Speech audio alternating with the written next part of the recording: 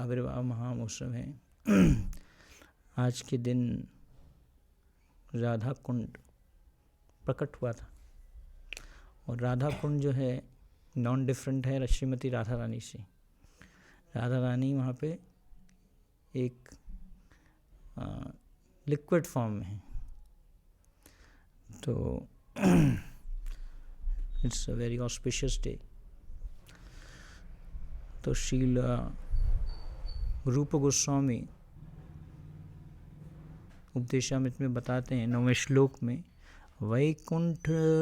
वैकुंठा जनितो वरा मधुपुरी तत्रापि रसोतवाद वृंदारण्यमुदरपानि रमना तत्रापि गोवर्धना राधा कुंडम हि गोकुलपते प्रेमात् लावनात् कुर्यदस्य विराजतो गिरितटे सैवं विवेकिनः।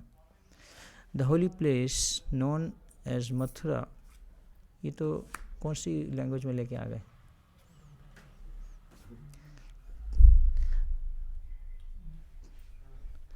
The holy place known as Mathura is spiritually superior to Vaikuntha, the transcendental world. तो मथुरा जो है वो आध्यात्मिक दृष्टि से वैकुंठ लोकों से महान है। कौन सा स्थान? मथुरा। मथुरा जो है वो सुपीरियर है किससे? वैकुंठ लोकों से। The transcendental world because the lord appeared there, क्योंकि वहाँ पे भगवान कृष्ण का आविर्भाव हुआ। Superior to Mathurapuri is the transcendental forest of Vrindavan because of Krishna's Ras Leela pastime. Mathurapuri से श्रेष्ठ है वृंदावन का दिव्य वन, क्योंकि वहाँ भगवान कृष्ण ने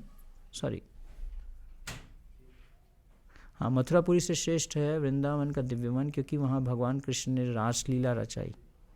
क्योंकि यहाँ पे रासलीला के लिए इसलिए वृंदावन किससे महान है? मथुरा से महान है। And superior to the forest of Vrindavan is Govardhan hill. Vrindavan के वन से भी श्रेष्ठ है गोवर्धन पर्वत, क्योंकि इसे भगवान कृष्ण ने अपने दिव्य हाथों से उठाया था और यह उनकी विविध प्रेममय लीलाओं का स्थल रहा, और इन सबों में परम श्रेष्ठ श्री राधा कुंड है। And above all, the super excellent Shri Radha Kund stands supreme. क्यों राधा कुंड क्यों महान है? क्योंकि यह गोकुल के स्वामी भगवान श्री कृष्ण के अमृतमय प्रेम से आप्लावित रहता है।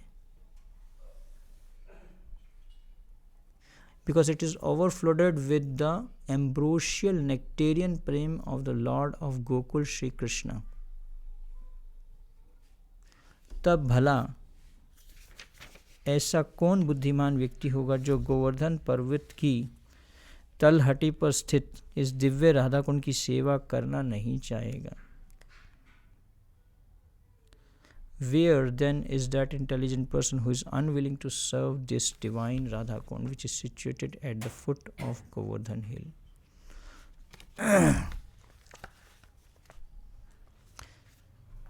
तो प्रभुपाद जी का तात्पर्य है, तो यहाँ पे बताया गया कैसे कैसे राधा कुंड महान है ना। आध्यात्मिक जगत पूर्ण पुरुषोत्तम भगवान की संपूर्ण सृष्टि के 3/4 भाग में फैला हुआ है, और यह सर्वाधिक उन्नत क्षेत्र है। तो आध्यात्मिक जगत 3/4 है, भौतिक जगत 1/4 है। 1/4 is the material world, 3/4 is the spiritual world. आध्यात्मिक जगत जो है 3/4 है।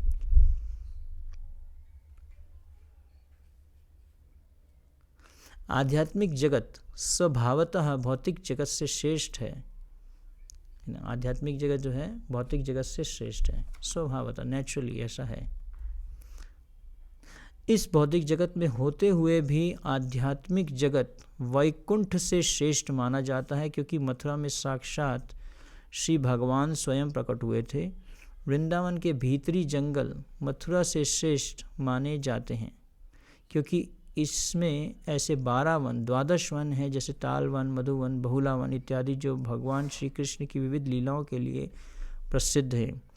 इस प्रकार वृंदावन का आंतरिक वन मथुरा से श्रेष्ठ माना जाता है, किंतु इन वनों से भी श्रेष्ठ गोवर्धन पर्वत है, क्योंकि भगवान श्री कृष्ण ने इसे देवताओं के राजा इंद्र द्वारा क्रुद्ध होकर की गई मूसलाधार वर्षा से अपने संगी ब्रजवासियों की रक्षा करने के लिए अपने कमल सदृश सुंदर हाथ से छाते की भांति उठा लिया था।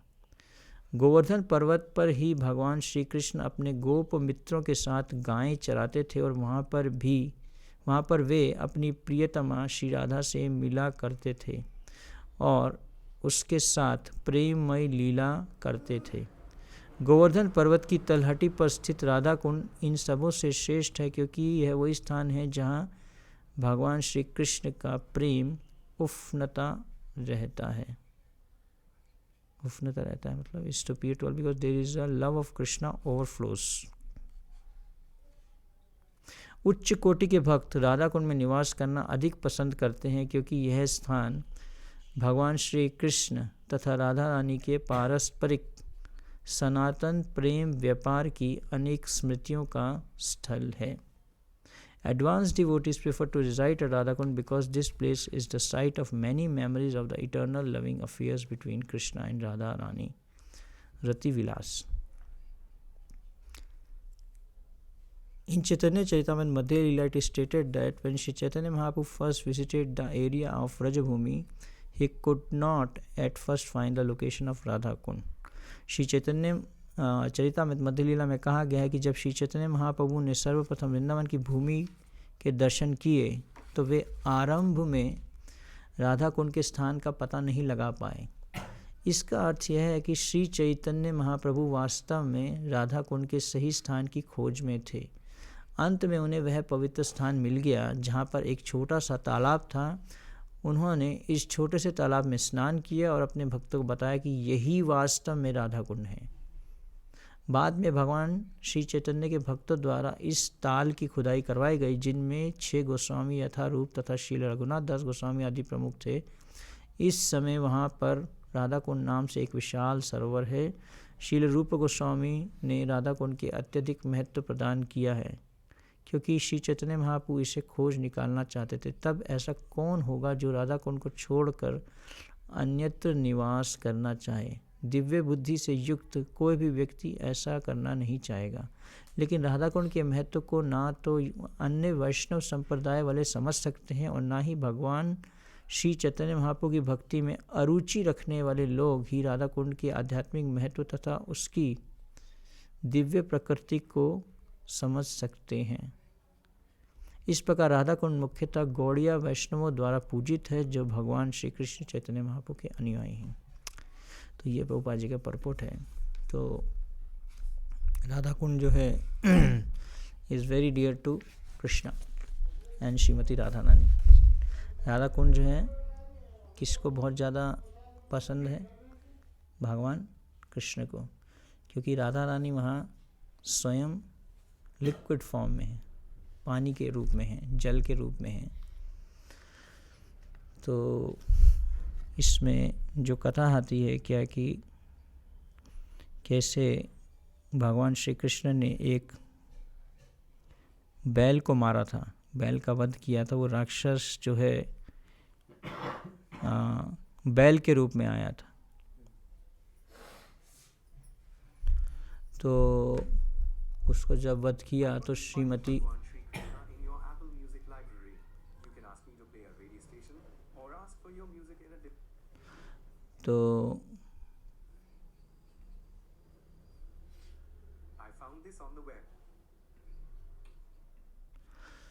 तो जब श्रीमती राधा रानी को पता चला कि भगवान श्री कृष्ण ने अरिष्टासुर राक्षस को मारा है, राक्षस का वध किया है, लेकिन वो राक्षस किसके रूप में था? बैल के रूप में, गाय के रूप में था, बुल के रूप में था। तो उसका जब वध किया तो राधा रानी ने बोला अभी आप कंटेमिनेट हो गए। कृष्ण को बोला, कृष्ण का जो नाम है पूर्ण शुद्धो नित्य मुक्तो भिन्नत्वम नाम नामिनो, भगवान का नाम लेते ही आप शुद्ध हो जाते हैं। और उनको राधा रानी ने बोल दिया कि आप अशुद्ध हो गए क्योंकि आपने एक बैल का वध किया है ना। बिकॉज भगवान कृष्ण तो क्या है, नमो ब्रह्मांड देवाय गो ब्रह्मांड हिताय च जगत हिताय कृष्ण गोविंदाय नमो नमः। गाय की रक्षा करते हैं, गोपाल हैं, और आपने ही गाय का वध कर दिया, बैल का वध कर दिया, तो अभी आप अशुद्ध हो गए। आप स्नान करके आइए, आप अपने को शुद्ध करके आइए। तो वही कृष्ण जिनके नाम सभी बड़े बड़े योगी, बड़े महान भक्त उनका स्मरण करते हैं, है ना। चैतन्य महाप्रभु ने पूरा शिक्षाष्टकम ही लिख दिया, भगवान के नाम लेने से ही आपका हृदय शुद्ध हो जाएगा। चेतो दर्पण महाजनम भव महादावाग्नि निर्वापणम। तो वही कृष्ण, उनको बोल दिया राधा रानी ने, आप क्या हो गए, अशुद्ध हो गए। आपने एक बैल का वध कर दिया, क्योंकि आप तो गौ रक्षा करते हैं, गाय की रक्षा करते हैं, बैल की रक्षा करते हैं। तो अरिष्टासुर का जब वध किया तो अभी आपको क्या करना पड़ेगा, आपको पश्चाताप करना पड़ेगा, क्योंकि आपने एक पाप कर दिया। तो कृष्ण ने क्या किया, कृष्ण ने वहाँ पे एक कुंड बनाया, अपनी फ्लूट से, बंसी से एक गड्ढा खोदा, और उसमें जितने भी तीर्थ स्थान थे, जितने भी तीर्थ स्थान हैं यहाँ पे भारत में, सभी तीर्थ स्थानों को कहाँ बुला लिया, अपने कुंड में बुला लिया और उसमें स्नान कर लिया। और उसमें स्नान किया और भगवान ने बोला अभी तो मैं शुद्ध हो गया। तो लेकिन कृष्ण ने श्रीमती राधा रानी को बोला कि अभी आप लोग अशुद्ध हो गए, क्योंकि आप लोग एक राक्षस को सपोर्ट कर रहे हो, आप लोगों ने राक्षस का एक सपोर्ट किया, इसलिए आप लोग अशुद्ध हो। अभी आप लोगों को भी सभी तीर्थ स्थानों में जाके स्नान करना पड़ेगा।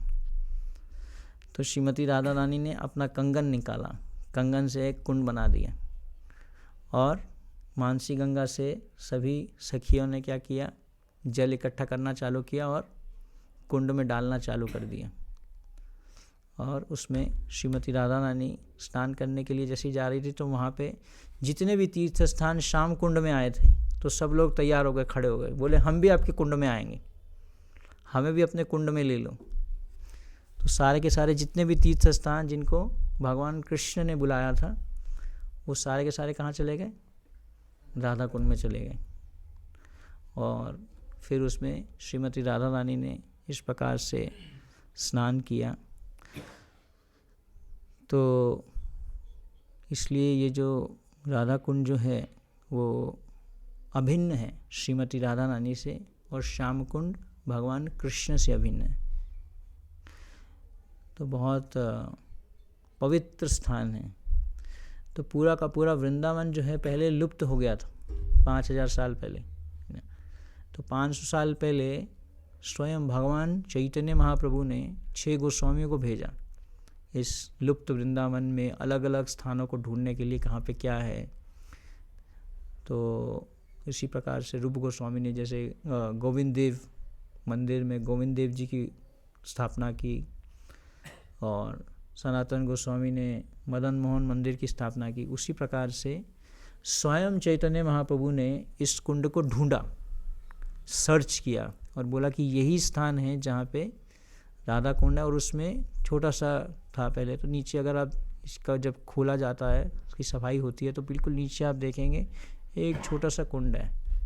वो एक्चुअली में राधा कुंड उसी को ही कहते हैं। तो उसी का ही पानी ये फ्लो होता है, ओवरफ्लो होता है।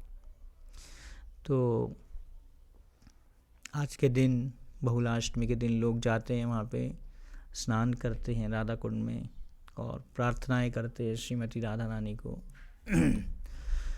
तो प्रभुपाद जी लिख रहे हैं कि एक भक्त आगे लिख रहे हैं कि कैसे वहाँ पे आज के दिन बहुत ज़्यादा क्राउड वगैरह रहता है, बहुत भीड़ रहता है। आज के दिन लोग जाते हैं और स्नान करते हैं राधा कुंड में। तो राधा कुंड श्रीमती राधा रानी को और कृष्ण को, दोनों को प्रिय है।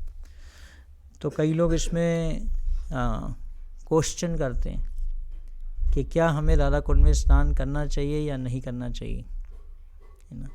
तो राधा कुंड जो है बहुत एक पवित्र स्थान है, और उसमें हम जैसे अशुद्ध चेतना के लोगों को उसमें जाके उसको कंटेमिनेट नहीं करना चाहिए, उसको अशुद्ध नहीं करना चाहिए। ऑफ कोर्स वहाँ जाके हम आचमन कर सकते हैं और राधा रानी से प्रार्थना कर सकते हैं, उनकी कृपा की याचना कर सकते हैं कि आप हमें अपनी कृपा प्रदान कीजिए।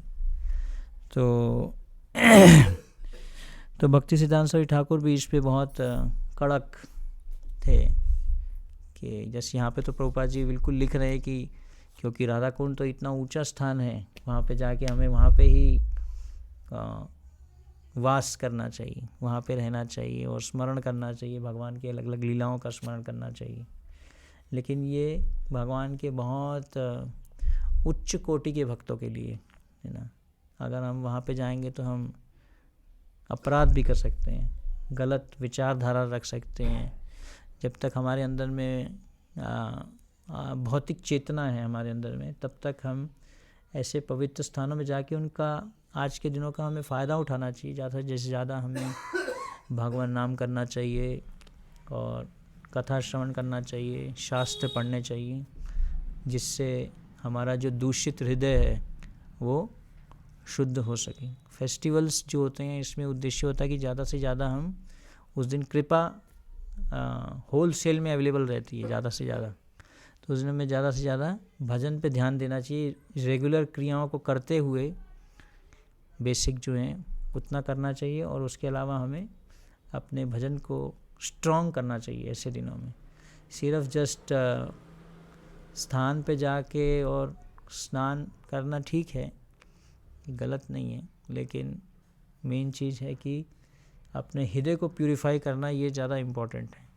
तो आज के जितने भी फेस्टिवल डेज आते हैं इसमें हमें इनका फ़ायदा उठाना चाहिए। कैसे हम भगवान कृष्ण और राधा रानी की प्रसन्नता के लिए भगवान के नाम का आश्रय लें ज़्यादा से ज़्यादा, और जो हमारे अंदर में नेगेटिव जो संस्कार हैं उसको हम ख़त्म करें, क्योंकि हम बहुत आसानी से नेगेटिव संस्कार ले लेते हैं। अपने नकारात्मक संस्कार हमारे अंदर में आना बहुत आसान है ना।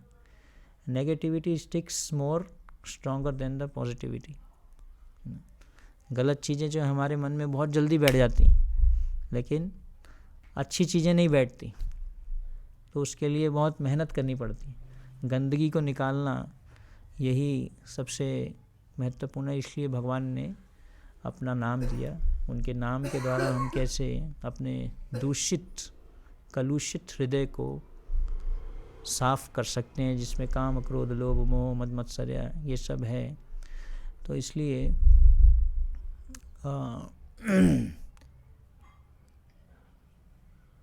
आज के दिनों का फ़ायदा उठाना चाहिए, लाभ उठाना चाहिए, ताकि हमारे हृदय में भी कृष्ण के प्रति उनके प्रेम का उदय हो। जैसे कि यहाँ पे बताया जा रहा है कि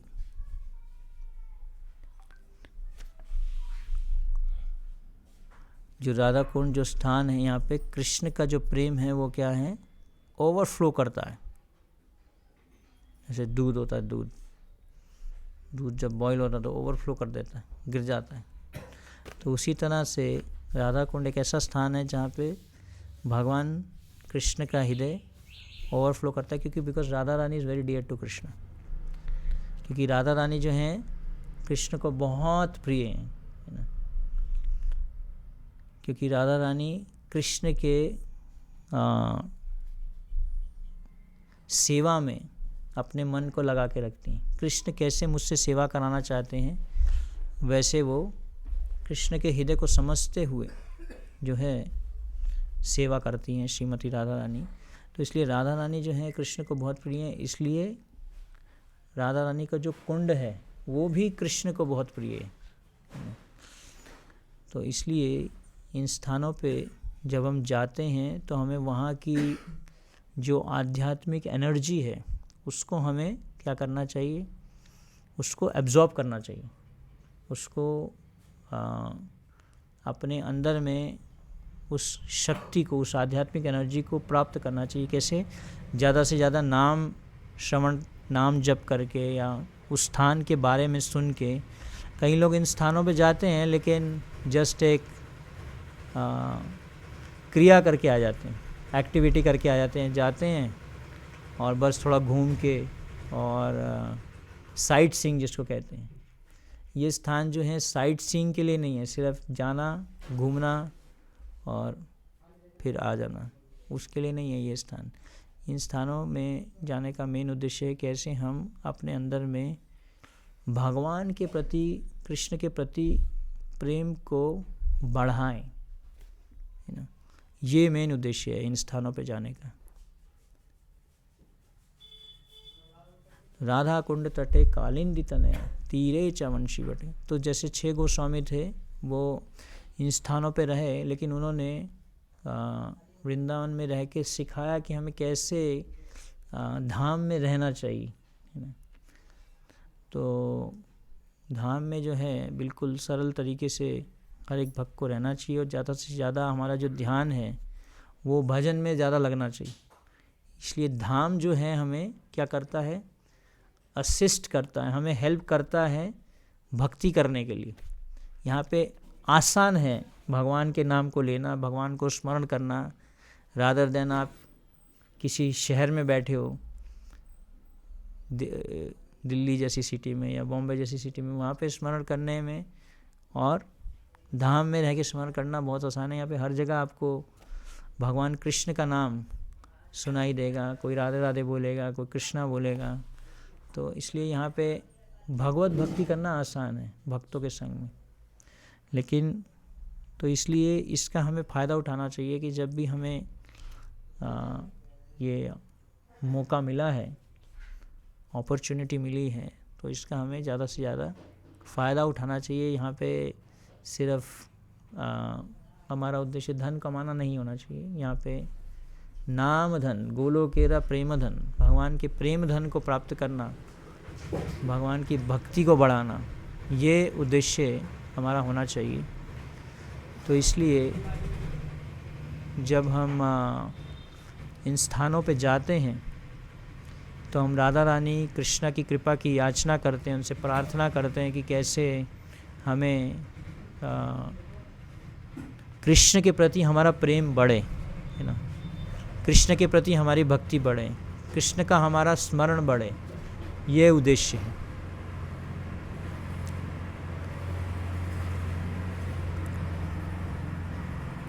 तो इसलिए हमें धाम का ज़्यादा से ज़्यादा फ़ायदा उठाना चाहिए। यहाँ पे रह के कैसे फ़ायदा उठाना चाहिए, भगवान के नाम में लग के, भगवान की सेवा में लग के, भगवान की कथा में लग के, ताकि हमारा हृदय शुद्ध हो, विषय छाड़िया काबे शुद्ध होबे माना, तबे हम हेरिबो श्री वृंदावन, है ना। जब तक हम हमारे अंदर में जो विषय विकार हैं, जब तक हम उसको छोड़ेंगे नहीं, तब तक हम असली वृंदावन धाम के दर्शन नहीं कर पाएंगे। भगवान के जो धाम के दर्शन हैं वो हम कब कर पाएंगे असली में। रिसेंटली एक परिवार आया बाहर से और बोले हमने तो वृंदावन के बारे में बहुत कुछ सुना हुआ था, सोशल मीडिया पे हमने बहुत कुछ देखा था, ये तो बहुत छोटी छोटी गलियां हैं, यहाँ पे गंदगी है, यहाँ पे जानवर हैं, यहाँ पे ये है, यहाँ पे वो हैं। तो इसलिए कलुषित चेतना के साथ में अगर हम वृंदावन में आएंगे तो हम उसको नहीं समझ पाएंगे, है ना, वृंदावन धाम को। इसलिए जब तक हमारा हृदय शुद्ध नहीं हो जाता तभी हम असली में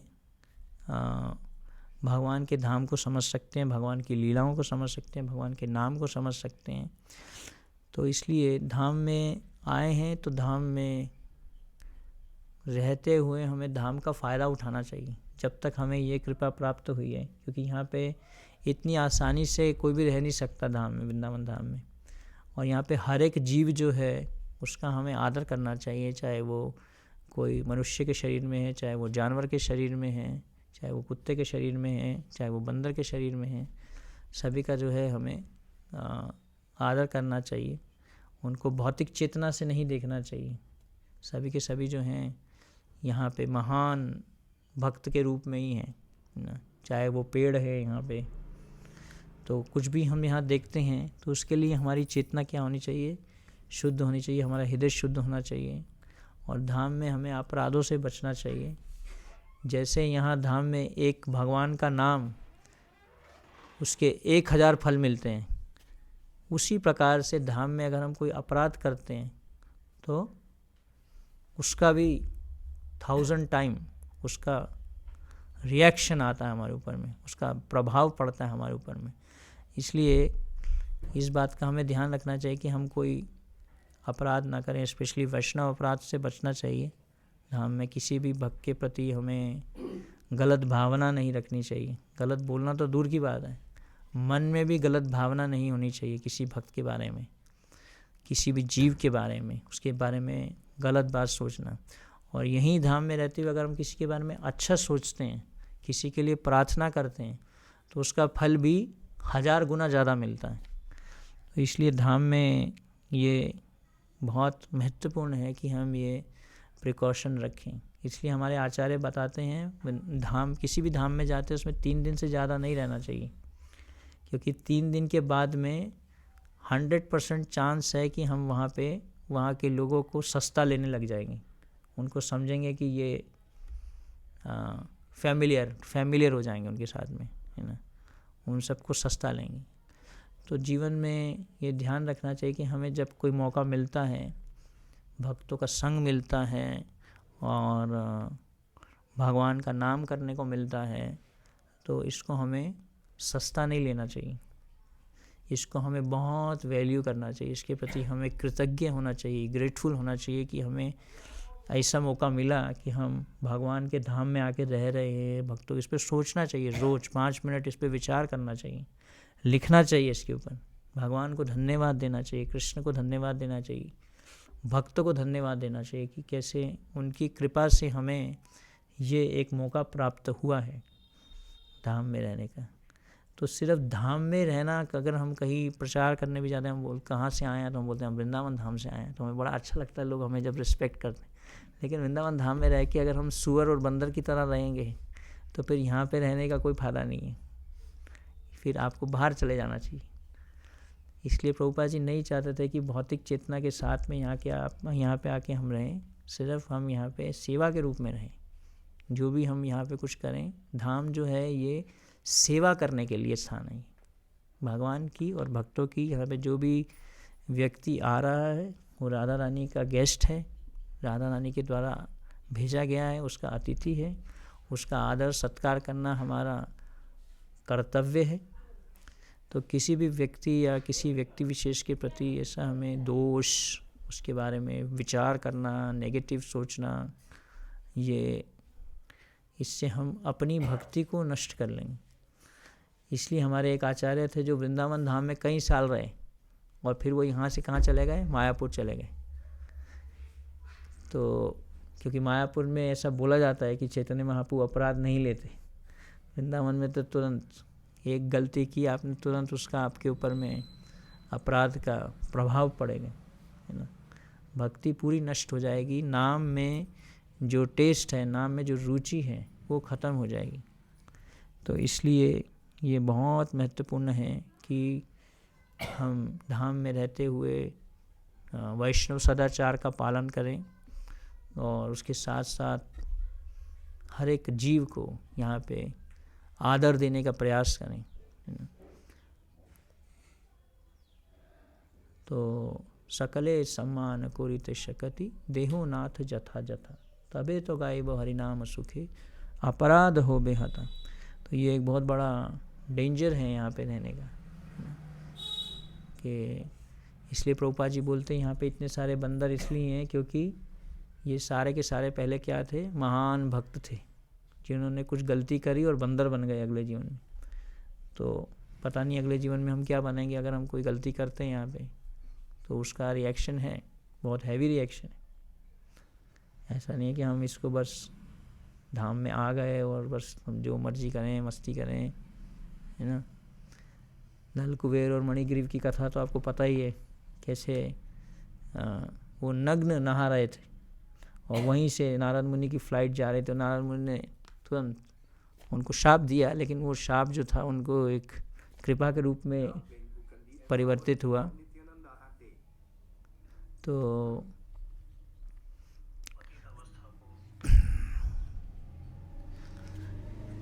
कहने का पॉइंट ये है कि इसलिए हमें केयरफुल रहना है यहाँ पे, वृंदावन धाम में, और इसमें ज़्यादा से ज़्यादा बैठ के गप्पे नहीं मारने, यहाँ पे रह के एक दूसरे की बुराई नहीं करनी, एक दूसरे की टांग नहीं खींचनी, नहीं तो फिर आपको बाहर चले जाना चाहिए, धाम में नहीं रहना चाहिए ऐसे व्यक्ति को। यहाँ पे रह के ज़्यादा से ज़्यादा भजन करना, सुबह जल्दी उठना, मंगल आरती आना, ये सबसे महत्वपूर्ण है धाम में रहने का, है ना। तो सिर्फ यही नहीं कि यहाँ हम रह रहे हैं वृंदावन में, कभी भी माला करें, या तो आसान है माला करना, कुछ करें। कभी कभी हम ज़्यादा ही स्लैक हो जाते हैं, आलसी हो जाते हैं, लेज़ी हो जाते हैं। आसान है बहुत, लेज़ीनेस जो है ये एक बहुत बड़ा हमारे अंदर, आध्यात्मिकता के लिए लेज़ी होना बड़ा आसान है ना। कलयुग में सबसे ज़्यादा जो है वो लोग आलसी हो जाते हैं। किसके लिए? भक्ति करने के लिए आलसी हो जाते हैं। मन उनका जो है करता नहीं है भक्ति करने के लिए। जब स्पेशली धाम में आके भी 2-3 दिन के लिए आते तो बहुत उत्साह रहता है। जब मैं स्टूडेंट था तो मैं आता था यहाँ पे रेगुलर, सैटरडे संडे को मैं निकल जाता था, क्योंकि जॉब करता था। 5 दिन में इतना फ्रस्ट्रेट हो जाता था कि लगता था अभी भागो यहाँ से, ये दुनिया बेकार है, छोड़ दो इसको। और फिर मैं यहाँ पे आ जाता था सैटरडे को। तो सैटरडे को आता था तो मैं सोता ही नहीं था यहाँ, सीधा जाके परिक्रमा, माला करना, ये वो पूरा दिन रात जब करके खड़ाखट 64 माला करा और फिर अपना निकल गए। इतना वो था उत्साह। तो कभी कभी हम आते हैं तो उसको वैल्यू करते हैं, उस स्थान को, है ना। तो इसलिए एक भक्त ने बोला कि if you don't value something, Krishna takes it away. अगर आप उसको वैल्यू नहीं करोगे, जो भी आपको मिला, जो भी आपके पास में वस्तु है, उसके प्रति आप जिम्मेदार नहीं हो, तो भगवान उसको ले लेंगे आपसे, छोटी सी भी चीज़ है। इसलिए हर एक भक्त को जिम्मेदार होना बहुत ज़रूरी है। सबसे पहले तो गुरु न सस्यात, जननी न सस्यात, पिता न सस्यात। सबसे पहले तो जिम्मेदार किस लिए बनना है? अपनी भक्ति की जिम्मेदारी लेनी है, सबसे इम्पॉर्टेंट है। प्रीचिंग से भी इम्पॉर्टेंट है भक्ति की जिम्मेदारी। ऑफकोर्स प्रीचिंग भी हम इसलिए करते हैं ताकि हम अपनी भक्ति अच्छे से करें, क्योंकि दूसरे को प्रीचिंग करेंगे तो पहले अपने को प्रीचिंग होगी ना। पहले तो अपने को ही प्रचार होगा, दूसरे को बोल नहीं सकते। दूसरे को तो तभी बोलेंगे, दूसरे को अगर आप बोलो हाँ सुबह मंगल आरती आना चाहिए और आप खुद ही सो रहे हो मंगल आरती में, तो फिर कैसा होगा? दूसरे को आप बोलो अरे सुबह सुबह उठ के साधना करके मंगल आरती करके आपको जॉब पे जाना है, और आप सुबह खुद ही नहीं उठ रहे, खुद ही हमारा माला रात तक चलता जा रहा है, तो फिर ऐसी, इसको कहते हैं ल्यूकवार्म डिवोशन, ठंडा गरम, कभी ठंडे कभी गरम। तो ऐसी भक्ति जो है भगवान को इससे कुछ उत्साह नहीं मिलता, है ना। अगर आप लोहे को थोड़ा अग्नि में डालो, फिर लोहे को निकाल लो, फिर लोहे को अग्नि में डालो, फिर निकाल लो, इसको कहते हैं ल्यूकवार्म। पहले उसको अग्नि में डाल दिया, हरे कृष्णा किया, फिर उसके बाद में हमने जाके जो है, तो इस तरीके से माला करना, साधना करना, ये बहुत ही एक लो स्टैंडर्ड है। धाम में रह के, धाम जो है वो इंटेंस भक्ति के लिए दिया गया हमें, इंटेंस डिवोशन। तीव्रेण भक्ति योगेन यजता पुरुषम परम, तीव्र भक्ति करने के लिए, है ना। जैसे ध्रुव महाराज यहाँ पे 6 महीने में ही भगवत प्राप्ति कर लिए मधुबन में। तो ये सब दिखाता है, कितने सारे एग्जाम्पल्स हैं। हमारे गोस्वामी लोग भी आए, वो यहाँ पे सिर्फ क्या 16 माला करके थोड़ी ना संतुष्ट रहते थे धाम में। उनका मन पूरे तरीके से शास्त्रों में, नाना शास्त्र विचारणैक निपुणों सद्धर्म संस्थापकों, शास्त्रों में विचार करते थे, पढ़ते थे शास्त्रों को। हम प्रभुपाद की लाइब्रेरी तो बहुत अच्छी बना देते हैं, लेकिन उसको कभी खोलते नहीं हैं। एक किताब भी कभी 10 मिनट के लिए भी पढ़ी हो तो मैं कभी देखा नहीं किसी को यहाँ पे प्लेस मिला है, कभी मैं किसी को नहीं देखा यहाँ पे बैठ के कोई पढ़ रहा हो किताब, प्रभुपाद की बुक निकाल के। वेरी रेयर, अभी तक तो मैंने देखा नहीं किसी को। डेली सिंसियरली प्रभुपाद जी ने ये जो बुक्स दी हैं हमें, तो हमारे लिए ही दी हैं, हमारे शुद्धिकरण के लिए, सिर्फ बांटने के लिए नहीं दी। बुक मैराथन आता है इस साल में एक बार, सब लोग तैयार हो जाते हैं बुक्स भर के, बुक्स बांटेंगे। बुक्स को पढ़ना भी है भाई, सबसे पहले उसको पढ़ो फिर बांटो। भक्ति तीर्थ महाराज जो हैं वो बहुत हैवी बुक डिस्ट्रीब्यूशन करते थे, लेकिन वो डेली 2 घंटा प्रभुपाद के शास्त्र, रात हो जाए कभी भी हो जाए, कम सोते थे लेकिन बुक पढ़ के सोते थे, ऐसा नियम था। तो इसलिए इस मौके को हमें नहीं गंवाना चाहिए। स्पेशली आज के दिन हमें प्रार्थना करना चाहिए कि कैसे हम अपनी भक्ति की तीव्रता को बढ़ाएं। सिर्फ ढीली ढाली भक्ति नहीं चलेगी धाम में, राधा रानी आपको भगा देगी, आउट कर देगी यहाँ से। और या तो फिर हम यहाँ पे कर्मी की तरह बन जाएंगे, कर्मी व्यक्ति की तरह, कर्मचारी बन जाएंगे।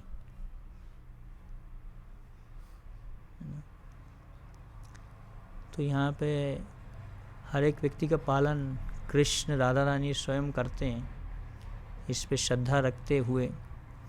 और एक बेसिक ऑक्यूपेशनल ड्यूटी होना चाहिए हमारे पास में कुछ एक कार्य होना चाहिए जिससे हम अपना जीवन यापन करें, लेकिन वो फोकस नहीं होना चाहिए जीवन। फोकस होना चाहिए भगवान का भजन। तो धाम जो है वो भजन करने के लिए हमें दिया गया है, ये स्थान जो है, इसलिए हमें अपने भजन को बढ़ाना चाहिए। प्रचार तो उसका रिजल्ट है। अगर आपका भजन अच्छा है तो प्रचार भी अच्छा होता है। जिसका भजन अच्छा नहीं है उसका प्रचार फ्यूज़ हो जाएगा, फ्यूज़ बल्ब की तरह होगा। अगर आप ही खुद फ्यूज़ बल्ब हो तो किसी को क्या जलाओगे, है ना। खुद का बल्ब भी फ्यूज़ है आपका, और आप दूसरे को बोलो हाँ तुम्हें मैं करंट देने आया हूँ, उसको क्या करंट मिलेगा, अरे तुम्हें करंट नहीं आ रहा, खुद ही फ्यूज़ है। तो वो हो जाएगा, वो प्रचार कोई फायदा नहीं है, भीड़ इकट्ठी करने वाला प्रचार हो जाएगा। तो इसलिए सबसे इम्पोर्टेंट है अपने को प्रचार करना, अपने अंदर में एक परिवर्तन लाना, और फिर दूसरे को भी वो बताना। तो दोनों साथ साथ चलता है। पहले अपना प्यूरिफिकेशन करें और साथ में फिर हम दूसरों को प्रचार करें। ब्रह्मचारी आश्रम में एक ये होता है कि हमारी फिक्स ड्यूटी नहीं होती यहाँ पे। अगर हम जॉब करते तो हमें ठीक 9 बजे निकल जाना है, शाम को 7 बजे आना है, तो वहाँ पे आपका फिक्स है। तो उसके चक्कर में आपको साधना पहले करना है, फिर शाम को आके भी आरती करना है, तो उसमें फिक्स रहता है। उसके कारण ब्रह्मचारी आश्रम में कुछ ड्यूटी फिक्स नहीं होती, तो किसी को क्या पता कहाँ 9 बजे 10 बजे कौन जाके कौन से कंबल में सो गया, कौन क्या कर रहा है, कुछ पता नहीं रहता। आलसी हो जाते हैं। सुबह सुबह मैं देखता हूँ कभी कभी जप के टाइम ही लोग गायब हो जाते हैं यहाँ से। मैं थोड़ा जप में थोड़ा मेरा ध्यान लग जाए तो देखा प्रभु जी की अभी आँख लग गई है, प्रभु ध्यान नहीं दे रहे, आउट। कब कौन गायब हो जाता पता नहीं रहता यहाँ से। तो इसलिए बहुत ये हमें इसको सीरियसली लेना चाहिए। चाहे आपको यहाँ पे तो छोटी सी एक चींटी भी काट जाते हैं तो हमें लगता है मंगल आरती में नहीं उठेंगे कल, छोटा सा दर्द हो जाता है तो लगता है अरे कल तो लेट हो गया था रात को। मन ऐसा हमें खिलवाड़ करता है हमारे साथ में। हमारा जो मन है वो ख़तरनाक खिलवाड़ करता है। हम कर सकते हैं, अगर सपोज़ आपको सुबह सुबह 3 बजे फ़्लाइट पकड़नी होती और रात को आप 12 बजे सोए हो और 3 बजे आपको फ़्लाइट पकड़नी है, नहीं उठोगे क्या? उठोगे, पैसा लगा है वहाँ पे। तो इसलिए गोलोक धाम की अगर फ़्लाइट पकड़नी है डेली, तो चाहे जितने बजे मर्जी सो, आप सोचो कि कल मेरी फ़्लाइट है स्पिरिचुअल वर्ल्ड की, वहाँ आने वाला है लेने मेरे को तो फ़्लाइट छूट जाएगी। नहीं तो जो ये नहीं लिया सुबह का कार्यक्रम, इसलिए प्रभुपाद जी बोलते हैं ये एक प्लेटफॉर्म है, इससे आप उड़ सकते हो धाम की तरफ। इसलिए बहुत महत्वपूर्ण है सुबह का जो कार्यक्रम है, इसको हमें कभी इसमें ढीला नहीं होना चाहिए। इसमें जो ढीला होगा वो फिर हर चीज़ में ढीला होगा। अगर वो व्यक्ति कुकिंग करेगा तो फिर सब में झगड़ा हो जाएगा। अगर उसका मन सही नहीं है, सही मन से कुकिंग ही नहीं करेगा पहली बात तो। और जिसकी साधना अच्छी नहीं है वो कुकिंग करेगा, फिर सबका मन खराब करेगा वो। तो इसलिए बहुत महत्वपूर्ण है कि हम धाम में रहते हुए इसका उद्देश्य समझें, ये कृपा को स्मरण करें कि हमें ये कृपा मिली है, और कृपा को स्मरण करते हुए इसको बहुत महत्व दें, समझे कि ये बहुत महत्वपूर्ण है। सुबह का आपका एक एक सेकंड बहुत ज़रूरी है, उसमें बिल्कुल एक सेकंड का टाइम वेस्ट नहीं होना चाहिए। फ़ोन तो हमें बिल्कुल टच ही नहीं करना चाहिए सुबह सुबह, तो कुछ मतलब ही नहीं होना चाहिए इससे कि फ़ोन आ रहा है, ये हो रहा है, कॉल हो रहा है, बात हो रहा है, मैसेज हो रहा है, इससे कोई मतलब नहीं होना चाहिए। इसलिए जब हम न्यू डिवोटी प्रोग्राम करते थे तो हम सुबह 2:30 बजे उठ जाते थे। 2:15 बजे हमारा उठने का टाइम था। 2:15 बजे उठ के खटाखट सबसे पहले या तो जप करते थे, या स्नान करते थे, या पढ़ाई करते थे, और 4 बजे मंगल आरती में खड़ा होना होता था। फिर उसके बाद में पूरा दिन ऐसा शेड्यूल रहता था, सिर्फ 45 मिनट का टाइम भी नहीं मिलता था। 40-45 मिनट का रेस्ट मिलता होगा तो मिलता होगा, बड़ा मुश्किल से, बहुत टाइट। दिन में 2 क्लासेस, फिर हरिनाम, फिर तो इस तरीके से बहुत टफ शेड्यूल होता था। तो अगर आप अपने शरीर को आदत डालेंगे, जैसी आदत डालेंगे वैसा आपका शरीर ढल जाएगा। अगर आप अपने शरीर को बिल्कुल कंफर्टेबल रखेंगे और बिल्कुल सॉफ्ट रखेंगे, बढ़िया रजाई में सोएंगे, नीचे गद्दा भी हल्का सा गद्दा लगाएंगे, और सुबह नई नींद खुलेगी फिर, लेकिन वही अपने आप को थोड़ा रफ रखेंगे तो वो ज़्यादा बेटर है अपने बॉडी को वैसा रखने के लिए। हाँ, प्योर डिवोटी वो उसको कैसे भी रख लोगे वो रह जाएगा। प्रभुपाद ने बोला मुझे महल में रखोगे तो मैं रह जाऊँगा, पेड़ के नीचे रखोगे तो रह जाऊँगा, कहीं पे भी रह जाएंगे। लेकिन हमारे लिए हमें कुछ एक नियम रखने चाहिए कि कैसे हमें अपने लाइफ को बिल्कुल सिंपल रखना चाहिए। सिंपल बहुत ज़रूरी है, ताकि हम अपने शरीर को ज़्यादा पैम्पर ना करें। अगर शरीर को ज़्यादा पैम्पर करेंगे तो फिर आपके शरीर को वैसी ही आदत पड़ जाएगी। लेकिन शरीर को थोड़ा सा एक ऑस्टियर रखना चाहिए, थोड़ा सा तपस्या करना चाहिए। हर एक भक्त को तपस्या करना चाहिए, क्योंकि हम इतने सारे हमारे अंदर में गलत संस्कार हैं, उन संस्कारों के कारण हमें कुछ एक तपस्या डेली के बेस में रखनी चाहिए। और ऐसे दिनों में तो हमें कुछ एक्स्ट्रा तपस्या करनी चाहिए, नाम जप एक्स्ट्रा करना चाहिए, या फिर शास्त्र पढ़ने चाहिए, या फिर कुछ एक हमें तपस्या लेनी चाहिए अपने लिए रोज के लिए, कि हाँ ये एक एक्स्ट्रा मैं आज करूँगा। शरीर को भी मेंटेन रखना है, लेकिन एक ऑस्टियर तक लेके चलें तो अच्छा है, ताकि हम जहाँ पे आप शरीर को थोड़ा सा ढीला छोड़ेंगे वो ढीला हो जाएगा, फिर वो आपको एकदम से रिलैक्स कर देगा, है ना। तो ज़्यादा हमें बिल्कुल टाइट भी नहीं रखना और ज़्यादा ढीला भी नहीं रखना। इसलिए कई लोग होते हैं जो बिल्कुल कंफर्ट जोन में होते हैं, हर चीज़ कंफर्टेबली होना चाहिए, बड़े आराम से चलना चाहिए। मुझे कुछ छुई मुई की तरह, मेरे को कुछ भी ऐसा कुछ नहीं, चोट नहीं लगनी चाहिए, कुछ नहीं होना चाहिए, नीचे बैठने में दिक्कत, ये दिक्कत, वो दिक्कत। कंफर्टेबल जोन, या फिर लेज़ी जोन कहते हैं उसको, लेज़ी जोन में रहते हैं कई लोग, आलस में बिल्कुल ही, तो इतना ज़्यादा कंफर्टेबल नहीं। और या तो फिर बहुत ज़्यादा स्ट्रेच जोन में, बिल्कुल टाइट रखना अपने आप को। लेकिन एक बेसिक बैलेंस में लेके हमें चलना चाहिए, ना तो कंफर्टेबल में रहना चाहिए, ना ही हमें स्ट्रेच जोन में रहना चाहिए। तो एक बैलेंस करके अपने जीवन को चलाना चाहिए, ताकि हमारा शरीर भी ठीक रहे और साथ में हमारी साधना बहुत ज़रूरी है। साधना को हमें स्लैक नहीं लेना, ठीक। किसी का कोई प्रश्न, तो इसलिए इन दिनों पे हमें प्रार्थना करनी चाहिए और इन दिनों का फ़ायदा उठाना चाहिए, ताकि हम कैसे हम अपने भजन को और स्ट्रॉन्ग करें, बढ़ाएं। एक्स्ट्रा थोड़ा कुछ करना चाहिए हमें आज के दिन, ऐसे दिनों में स्पेशली। राधा कोई भी फेस्टिवल आता है तो सिर्फ स्पेशल डेज पे हमारा एक ही फोकस रहता है कि कैसे स्पेशल फीस्ट होगा, आज फीस्ट मिलेगा आज खाने को। फेस्टिवल मतलब फीस्टिंग वो भी होना चाहिए, लेकिन भजन भी अच्छा होना चाहिए, ठीक है।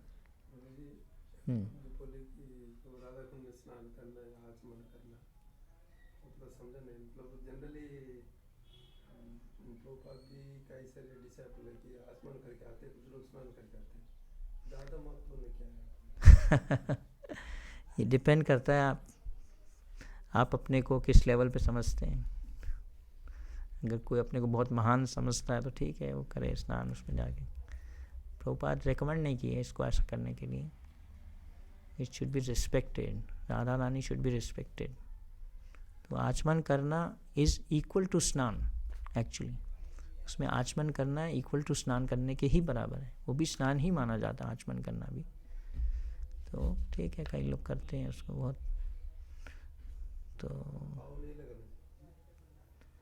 पता नहीं, मैं तो लगाता नहीं मैंने कभी लगाया नहीं, ना ही मैंने देखा कहीं सीनियर डिवोटीज को भी।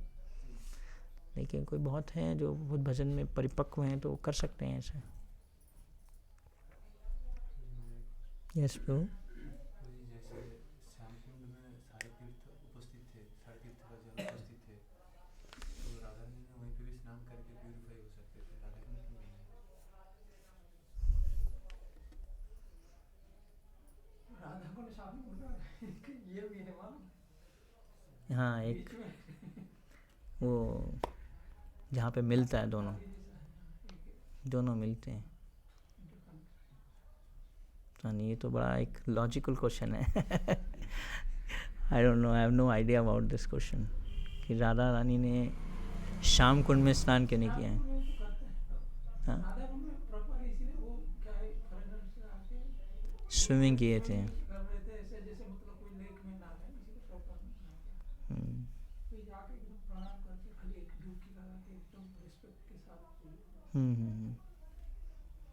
या राइट।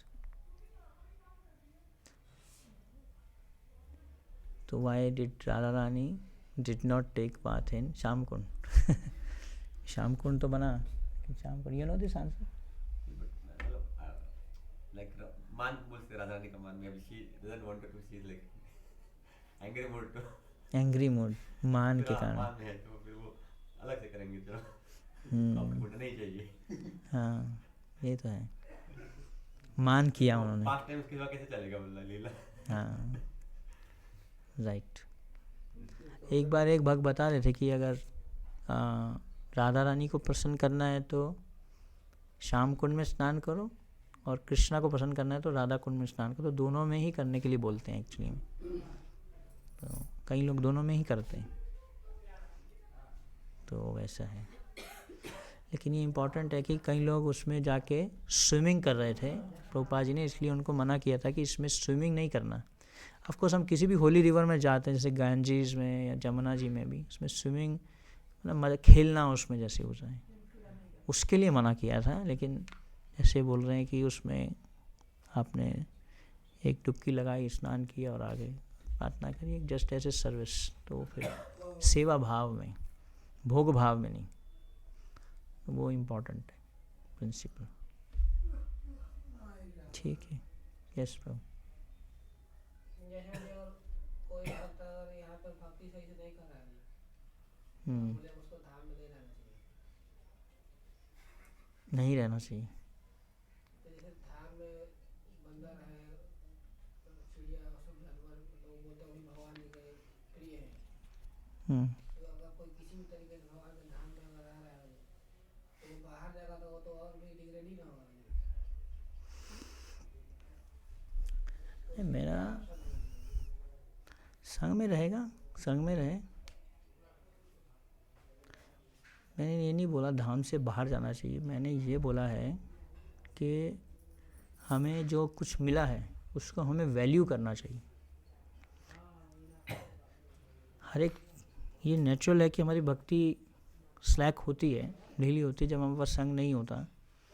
लेकिन हमें उसको, इसलिए मैंने बोला ना कि इसको कैसे हमें वैल्यू करें, इस हमें अपॉर्चुनिटी मिली है इस मौके को।